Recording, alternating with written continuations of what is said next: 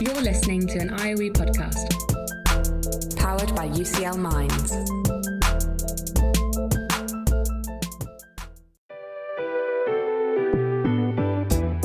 This is Research for the Real World.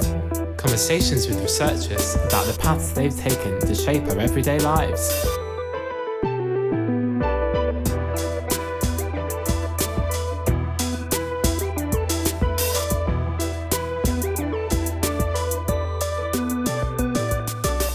This is Research for the Real World. Hello, I'm Dr. Marta Francesconi. I am an associate professor in psychology at IOE, UCL Faculty of Education and Society. In this season of Research for the Real World, we are talking about sustainability of higher education and how rigorous research can help shape policy and improve the sector. Today, I'm delighted to have Professor Gill Wyness. Gill Wyness is professor in economics at the UCL Center for Education Policy and Equalizing Opportunities. She received her PhD in economics right here at IOE. She's an applied economist, and her main research area is the economics of tertiary education. She's particularly interested in higher education mismatch and inequalities in higher education participation and attainment. I'm really interested to hear your insights and theories about this topic, so welcome to the podcast, Gill. Thanks. So to begin, could you please give us a bit of a journey through your career? What got you interested in your area of research? Yeah, sure. Well, I was working in the private sector on something that was not anything related to higher education or research, really. And it was around about the time that tuition fees were first brought in 2006. They had some sort of very small fees previous to that, but then there was a big controversy surrounding the introduction of repayable tuition fees of £3,000 per year at the time. And it was very controversial and a lot of people were talking about it. And it was around about that time that I was thinking about going back to education to do a PhD. And I was talking to, as you do, I was talking to a friend of mine who was doing a PhD about this as a possible area for a thesis. And she thought it was a brilliant idea. And so that's what happened. And then I ended up talking to people at IOE about it. And there was a group of researchers that were very interested in the area. And so, well, they offered me a PhD basically to study this area in particular. So that's how it all started. Oh, that's a very interesting and unusual part, moving back to research from a more of an applied field. So, given your experience, how would you assess the current financial health of the UK higher education sector? And what pressure do you think that universities are facing today that might not been like a decade ago? Yeah, I mean, I think as many people that are researching in this area would attest, the situation is not great in higher education at the moment. The main issue is that we had a big change in 2012 when fees were increased to £9,000 per year. And that offered an injection of cash to universities and also meant that money could be redistributed to students as well in the form of maintenance loans. But unfortunately, since then, tuition fees have largely been frozen. There was a small increase of £250 per year in 2017. And then there's just been a small additional increase, which was announced earlier this year, but nowhere near enough to make up for the fact that tuition fees have essentially been frozen for such a long period of time. They've been frozen really since 2012, apart from these very small increases. And so, we haven't had our fee income, which makes up the majority of university income now, has not kept up with inflation. And it means universities are much worse off as a result of high inflation levels and this fee increase. So yeah, the sector is struggling with essentially their income having gone down quite a bit since that increase in 2012. Okay, I see. So you think that the prolonged freezing of tuition fees has also had an impact on operate sustainably? Yeah, absolutely. I mean, it's not really sustainable to set fees at a certain value and then to not increase them, to not index link them with inflation, because of course the value of them will always be eroded as inflation increases. And so you're essentially cutting the income of universities every year, which is essentially what has happened since 2012 and got us into a bit of a financial crisis. And based on your research, how well does the current funding model serve students both in terms of educational quality and value for money? Well, so when current system was brought in, which was in 2012, when we had a sort of major set of reforms, the system was pretty good for students. Tuition fees were high, of course, but that did mean that students had more money or more money was available to give students in the form of maintenance loans. So there's a lot more money coming into the system, coming from students themselves, of course, but they would repay those loans when they graduated.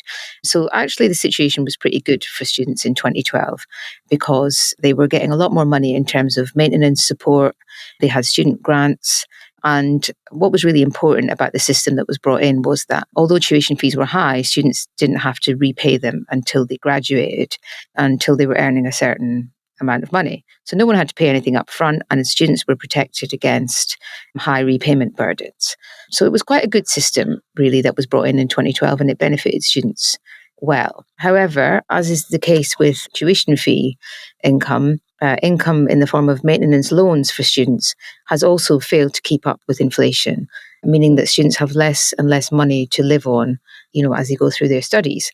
I've done some research with colleagues, Richard Murphy and Judith Scott-Clayton, where we evaluated the 2012 system in terms of how it was for universities and how it was for students. And we concluded that even though there was a very large increase in tuition fees in 2012, the enrolment of students and equity in terms of who went to university was protected. And there were two really main factors as to why this system was quite successful. One of which was students don't have to pay anything upfront under our system, right? They don't pay their tuition fees back until they've graduated. And secondly, they're protected from high repayment burdens after they graduate because you only pay back a proportion of your income once you're earning over a certain amount. But if we look at the system now, because maintenance loans have been allowed to erode with inflation, we're at the point now where you can't really argue that students don't have to pay anything up front because they don't actually have enough money to support themselves anymore, particularly, of course, those from low-income backgrounds who can't rely on parental support. So that sort of key feature of the maintenance loan system, which is that you have enough money to live on and you don't need to rely on any external support, that has been kind of eroded.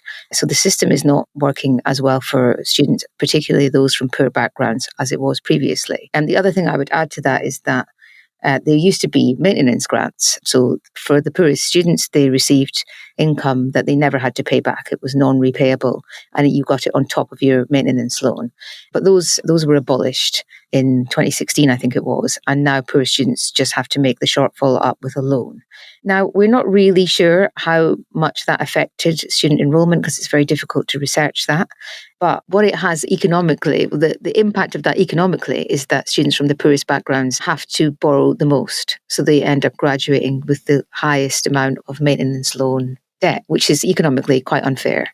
And so we have an erosion of maintenance loans and we have abolition of maintenance grants, which means that the system, it's not as good for students as it was back in 2012 when it was created. Okay, so that's very interesting and very unfair, sounds like, compared to the past.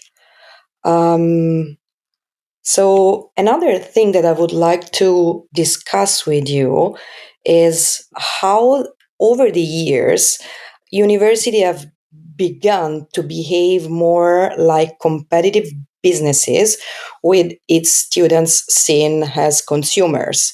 So how has this shaped the academic environment? I mean, I think it's a difficult question because I think there is some truth in the fact that students are consumers in the sense that they obviously pay tuition fees. But what we have to remember is that this doesn't behave like a normal market, and you can't treat the market for higher education like a normal market because it isn't a normal market. Students have to pay to go to university, but they don't pay up front, okay? They repay once they've graduated, and they repay a portion of their income. So what they repay doesn't necessarily bear any relation to, what they signed up for.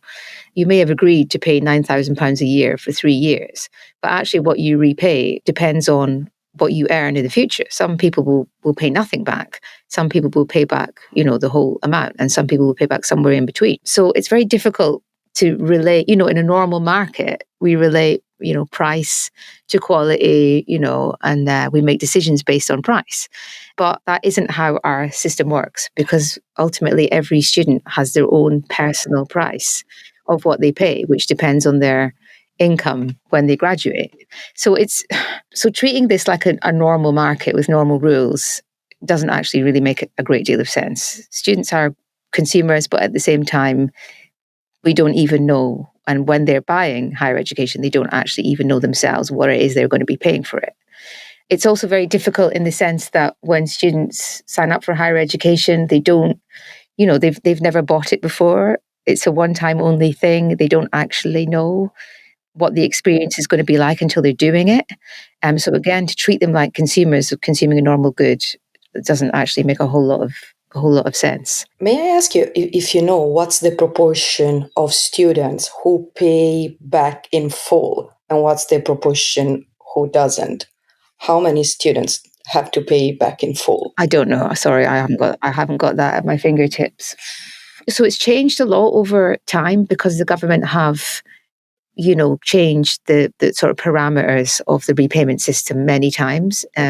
So at times it's been very progressive. When we had high interest rates, for example, on tuition fees or on tuition fee loans, it meant that students or graduates who went on to earn a lot would repay in full, and they would repay even more than their debt.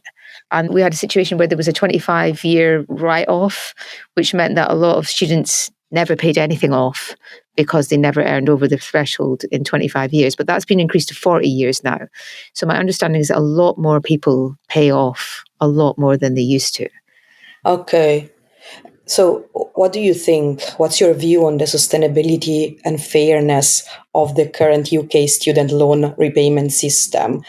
And how does this model, do you think, may affect access for students from less advantaged backgrounds? I think that what we have to remember is, again, that there are very important features of the current model that protect low-income students from having to, be concerned about not being able to afford to go to higher education. Like, this is better in many ways than systems that we've had previously, in the sense that, again, as I can't stress enough, no one has to, under this current system, no one has to pay anything up front, and people are protected from high repayment burdens when they graduate. So it does mean that higher education is, in theory, open to students from all backgrounds, although we do have this problem with maintenance loans potentially not being enough money for all students to live on without parental support, which is a problem for those from poor backgrounds. We also know that the abolition of maintenance grants, well, we know from previous research that I've done and many other researchers have done, where we've looked at maintenance grants and how maintenance grant eligibility affects higher education enrolment. And we do see that there is a positive relationship between maintenance grants and enrolment. So the existence of maintenance grants encourages students from low-income backgrounds to go to university. So the fact that the government abolished them is a bit of an issue. However, when the government did abolish maintenance grants, they replaced that lost income with a loan. So it's not the same as just abolishing grants and not replacing them with anything. The students still got money, and there's less research. We know less about the impact of swapping a grant for a loan than just removing a grant altogether. There's only one paper really that I know about, which is a study from the US where the opposite happened, which was loans were replaced with grants for some low-income students, and it didn't seem to make a lot of difference, in fact, to their enrolment. So it might be that swapping a grant for a loan, which is what we did here, doesn't have a huge effect on enrolment because students still have money to live on. But you could argue from a purely economics point of view that that's not particularly fair, because students from poor income backgrounds have to graduate with higher loan liability than those from richer backgrounds. So the answer to your question about, what is the impact of the current system on low-income students is, it's difficult to judge it. I've done some research with colleagues Richard Murphy and Judith Scott-Clayton, where we evaluated the current system, or the system as it was introduced in 2012, on the basis of the holistic impact of the system, because we had a large increase in tuition fees, but that was accompanied with a large increase in maintenance loans. and some changes in other capacities as well. So it's very difficult to pin down what's affecting what. But from doing that piece of research, we concluded that enrollments into university kept going up. We looked at equity, so the gap in enrollments between rich and poor students, and we didn't see any change in equity. There wasn't any collapse in equity. So poor students kept going to university, even though we had this huge increase in fees. And many were concerned that students from poor backgrounds would stop going to university because of this big increase in fees. But in fact, what we saw was that wasn't the case. Equity was maintained. There was no collapse in the proportion of students from poor backgrounds going to university. There was no increase either. It didn't seem to help them. And potentially it could have helped them because there was an increase in maintenance support at that time, which would benefit those from poor backgrounds. But we didn't see any, huge benefit from that. But certainly there was no collapse in enrollment of students. Was this surprising to you? I think the reason I got into this area was because I was primarily concerned about poor students from low-income backgrounds and what effect this increase in fees would have on them. So from that point of view, that was my concern. But having sort of studied the system in great detail and understood the system, I can understand why it wouldn't have had an effect. In many ways, it was better than the system we had before that. So when we had free tuition, so pre-1998, so no one paid to go to university. And actually, the gap in enrollment between rich and poor students was huge.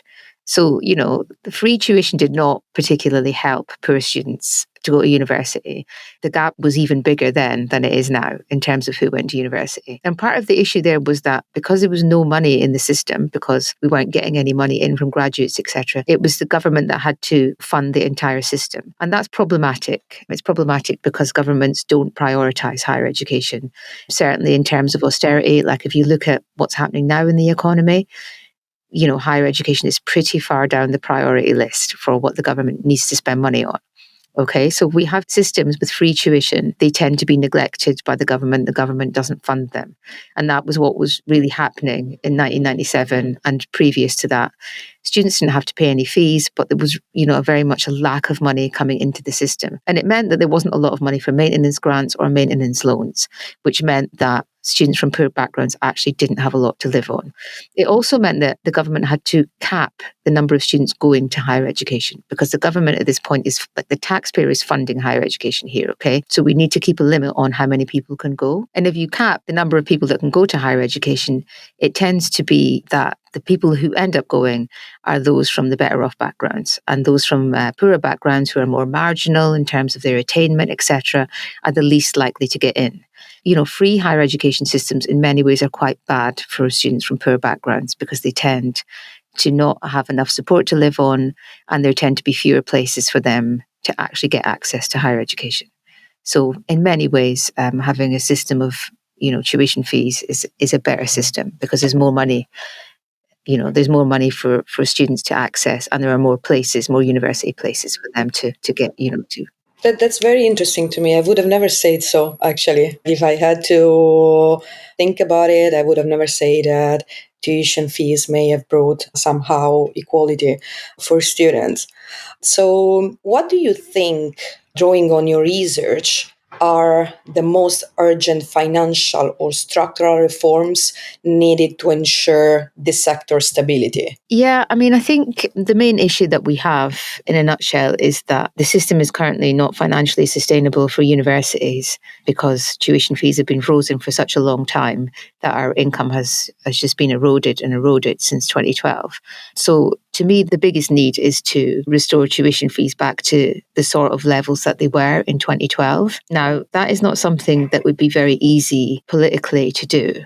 That would require tuition fees to go up overnight by something like £3,000 per year. And the electorate is going to have a problem with that. Yeah, it's not going to be politically very popular. And so it probably politically makes more sense to do some kind of phased return whereby you start edging up tuition fees every year. We had an increase of £250 for this year's cohort, which is, obviously nowhere near enough to make up the shortfall of what we've lost in income. But certainly there could be increases each year to try and get us back towards a more sustainable level. And of course, what we really need is for tuition fees to be index linked going forward, so this doesn't just keep happening, because we don't want to be in a situation where we get a little bit of an increase, but then they're frozen again.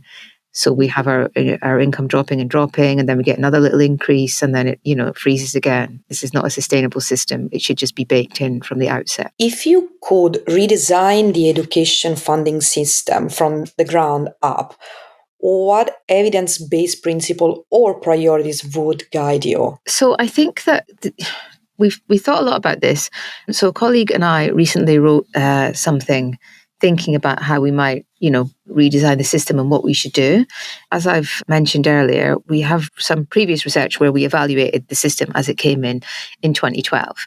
And actually, we concluded that the system in 2012 was actually very successful. And that came down to the fact that there are these very important protections for students so that they don't have to pay anything up front, and that they're protected against large repayment burdens. And it also meant that universities had a lot more income going forward because they weren't reliant on the government to fund them anymore. Their funding was coming from graduates, or students rather, through tuition fees. So actually, that's a very good system that was set up, and a lot of thinking went into setting up that system and setting up these insurance protections and protecting students against repayment burdens, etc. If you look at a system like they have in the US, students have to, take out large loans, but they don't have the same kind of income protections as they do over here. Once a student graduates in the US, they pretty much have to start repaying their loan, even if they don't have a job or even if they have a very low paying job. So you have a lot of students in the US who end up defaulting on their loans. Whereas we don't really have that problem here because you're only paying a proportion of your income back. So it's kind of like a tax, but with a finite ending. And so I think in conclusion, our system is not broken. It's not. There's no sense in throwing the baby out with the bathwater here and just scrapping the system altogether and going somewhere else. This system has got a lot of really, really nice features, which allow students to, attend higher education regardless of which background they're from and repay in a manageable way. So I don't think the system should be scrapped. I don't think we should start again. I think that we could scrap tuition fees altogether. That would be a mistake. I think we would end up with a lot of problems if we did that. We could go to something like a graduate tax, and I think that's quite an interesting model, and it's similar in many ways to the one we have, in the sense that again you're just repaying a proportion of your income as a tax, and so in many ways that's quite appealing as a possible replacement to our system. The other attractive feature that a graduate tax has is that people understand it and understand what it is. Whereas I think with our repayment system and our tuition fee system currently, people still struggle to understand it. And it's often portrayed in the media that people graduate with huge amounts of debt that they'll never repay, etc. And that's a terrible thing. But in fact, that's not a terrible thing. That's how the system is designed. And if you never repay your loan, well, that's a good thing. Benefited from having your loan written off, and you've benefited from not having to pay as much.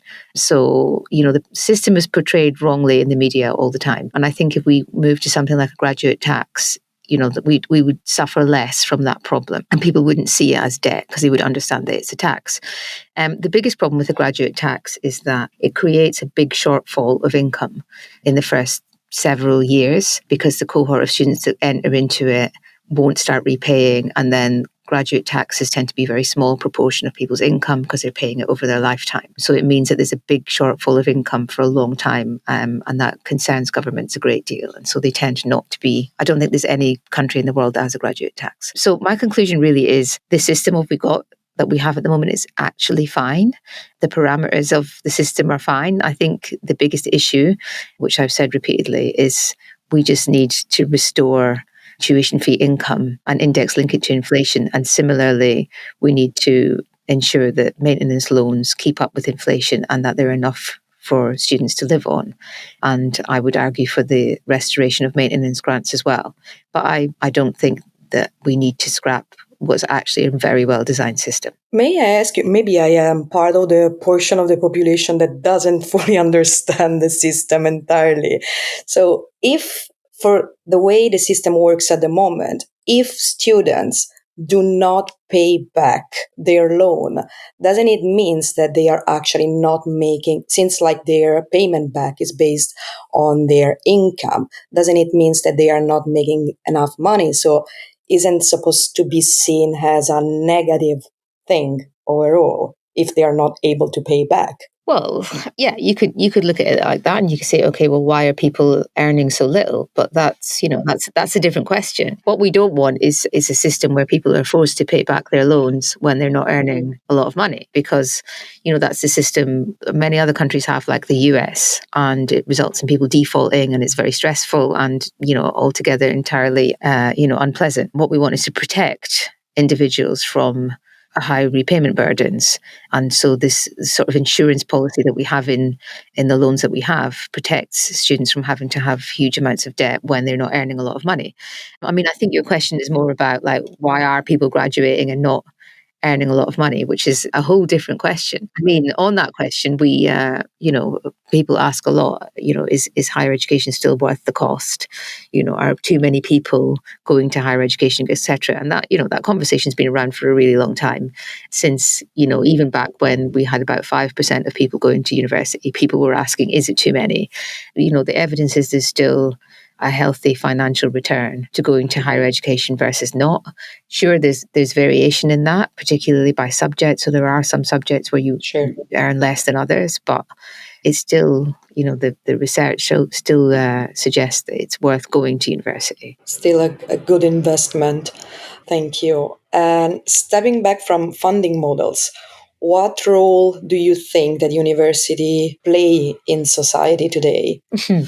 Yeah, I mean, I think they play a really important role in society. One of the best ways to economic growth is through human capital. So if your population becomes more educated, then that's one of the most important routes to economic growth. We desire our populations to be educated. And so we're investing in the human capital of the nation by having universities. There's also non-economic benefits or non-financial benefits to educated populations, such as them having better health outcomes, being more socially engaged, etc. And there's a lot of research looking at that.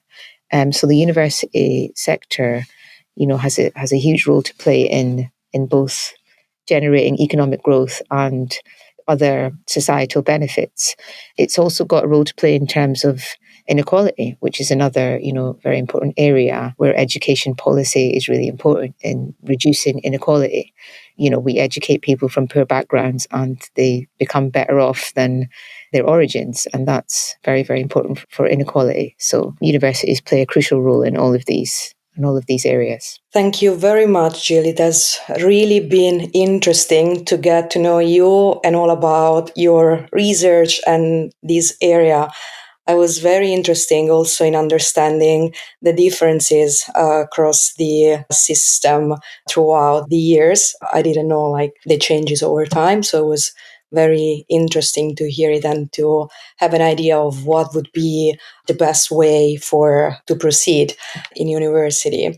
So thanks for coming to the podcast. No worries, it's a pleasure. You have just heard from Professor Gill Wyness. Some of what we have covered today is also available in the episode notes.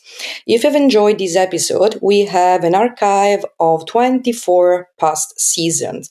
Search IOE Podcast to find episodes of Research for the Real World, as well as more podcasts from the IOE. And quick favor before you go. If you're listening on Apple Podcasts or Spotify, we would really appreciate if you could give the IOE podcast a rating.